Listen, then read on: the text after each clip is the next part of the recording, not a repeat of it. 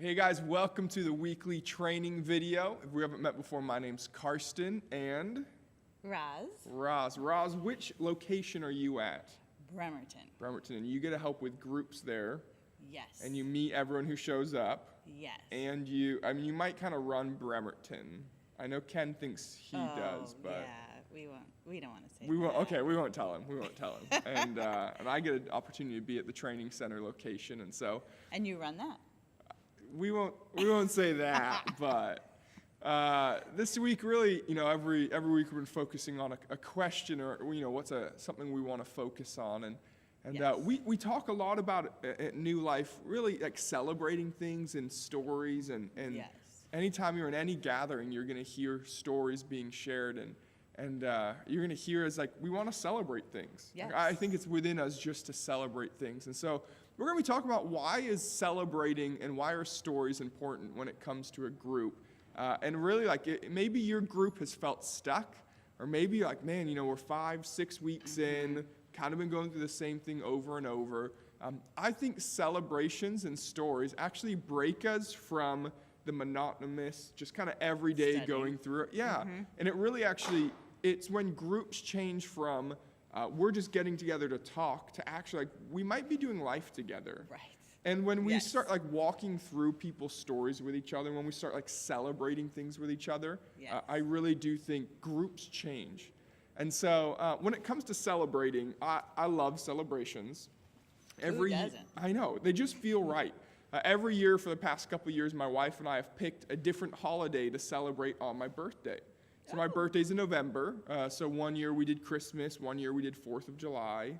And we just kind of do random things on my birthday. And we I love celebrate. that. It was 4th of July in November. It was love that. amazing. But we enjoy celebrating things. And for groups, and like I said, maybe you're feeling stuck. My question to you would be this. What have you been celebrating? I was sat in a group for a while, and every single week they started the group by saying, they went around the circle and said, what are you celebrating this week? That's good. For some people, it's just a way for them to say, man, this has been a rough week. I'm Right. celebrating that my week's over. Yeah. Or I'm celebrating we're halfway through We this made week. it. Yeah. Some people would celebrate, or we're finally pregnant. We've been trying for years. Other people would Yes. celebrate, man, a loved That would be one was in weird the for hospital. you. It would be. If you were pregnant. I know. My wife has cried wolf so many times. No one will believe that we're pregnant until there's a baby that looks like us in our arms. Because she's fooled everyone multiple times. And so, That's funny. but we celebrate things. We celebrate things because actually Jesus celebrated things. And when you look and you read through the Gospels, Jesus is continuously celebrating and pointing to things that people are celebrating. Whether it's festivals that he was a part of, whether it's healing people and actually celebrating alongside them. And so this group I'm in, man, hey, what are you celebrating? What are you celebrating? It's crazy how Jesus shows up. And actually, I think what celebrations let us do is we get a sneak peek into someone's life. Yes. We start Yes. hearing man, this is what's been irking me, or this is what's been hard, or these are the kind of things, this is what I need to be praying for. And so we celebrate things. If you feel stuck in your group, my challenge to you is this: celebrate something. Make up things to celebrate. There was one group who was like, hey, we've met a couple weeks, we want to change some stuff around. So they decided that every week for their group, they're going to go to a different group member's house. Oh, That group yes, member would that's host good. it, and they would do a dinner, and they would celebrate things together. That's And fun. I was like, man, these people are understanding. And remember, the goal of groups isn't just to have a conversation together and then go our separate way. Right. The goal of group is actually we begin to do life with people, and we understand what missional living looks like and what really walking through life with people look like. And so for you, celebrate something this week. Maybe your group's going to decide to go off and you're going to watch a movie together. Maybe you're going to do a corn maze for the kids. That'd be fun. Maybe you're going to celebrate 4th of July in November. I don't know what it is, but celebrate something. One of the things we have coming up that we're asking all groups to celebrate is actually Friendsgiving. Yes. I love food. Yes. It is a spiritual Me gift of too. mine. Yes. Eating is Gift a of spirit. eating. Yes. Yes.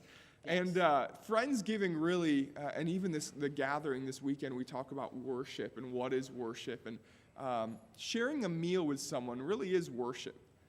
When we invite Jesus into what we're doing, it's worship. And so Yes. the idea of Friendsgiving Jesus says, I stand at the door and knock, and we talked about that last week. Anyone who opens the door, I will come in and we will share a meal together. And celebrate. Jesus' best work is actually around a dinner table. And so we think when we gather together and the food is there, that actually Jesus is there. Yes. And we're getting a glimpse of what heaven looks like. And so start talking with your group this week. Hey, what are we doing for Friendsgiving? It's going to be, most groups do it like the week before Thanksgiving, depending on the night of the Right. week. Maybe you do it the week of Thanksgiving. Yes. I know like some families, like Thanksgiving's heavy. Yes. The goal of Friendsgiving is it's not heavy. So like Yes. you don't have to cook everything for your entire group. You shouldn't. Make it a potluck, have fun with it. Exactly. But we get to celebrate things. We get to just thank God that we're here and we're eating delicious food together. I was in a Friendsgiving one time and the power went out. So we had cooked our stuff. My wife and I were doing the ham. We cooked it all. And power shuts off like 30 minutes before our group starts. Yikes. And we get a few calls and we send out a big old text and say, hey, we're still meeting. We got giant ham. Like, we're still going to be meeting.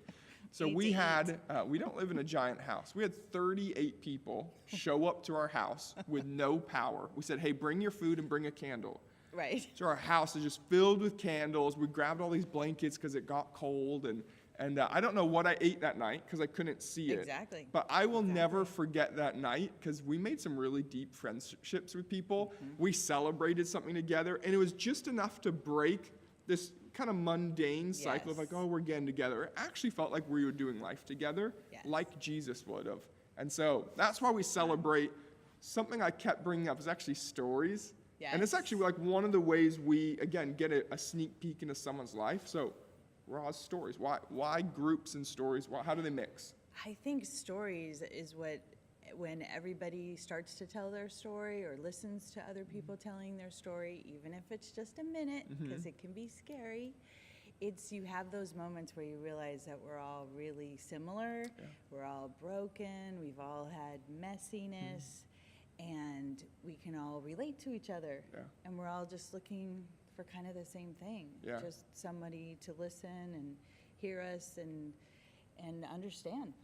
You said sometimes a 1 minute story is less Yes. scary. If the people haven't Yes. heard that, what's a 1 minute story? Well, I think when we talk about telling stories, and our story, our faith story, or our life story, which would be really scary, it can be like a B movie, very sad. Like, there's a lot of years to yeah, cover where to sometimes. begin.